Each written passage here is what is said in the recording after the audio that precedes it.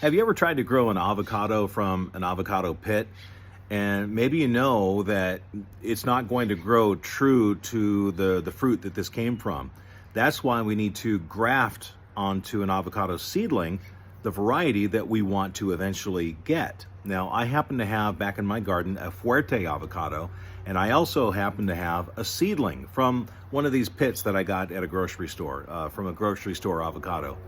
And I'm going to show you how we do the grafting, and in a couple of weeks, cross your fingers, hopefully it works. First, we have to find the budwood or the scion, and that's usually a growth, a branch on the tree that is actively producing leaves or buds, just like that one. So I think that might be a good candidate right there.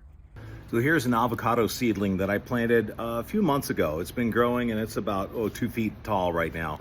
And you can see, there it is. What I want to do is match the budwood or that scion wood, the diameter with the diameter of this seedling, so that when I do the graft, it's the same thing.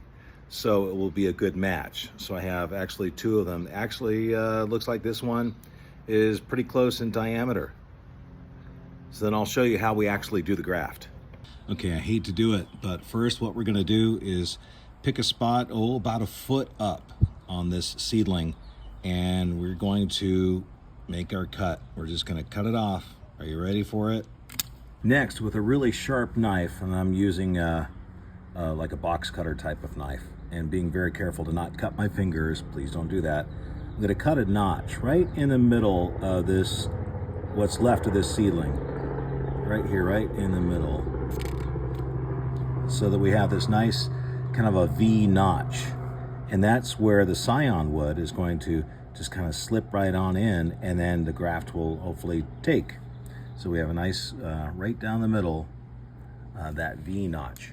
What we want to do is with the scion wood here, this is the budwood, we want this to, we're going to kind of whittle it away just a little bit, so get rid of all that green on there, and then that's going to kind of wiggle right down into that notch.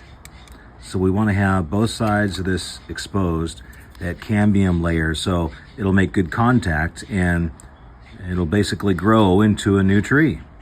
So now, putting all the pieces together, we have our notched budwood or the scion, and then we have here the rootstock or the seedling. And so this is just going to kind of fit right in there. As long as there's a good fit and it's a good match, I think we'll be good to go. So we'll just kind of fit it right in there. And the way we tie it all together is with some specialized graft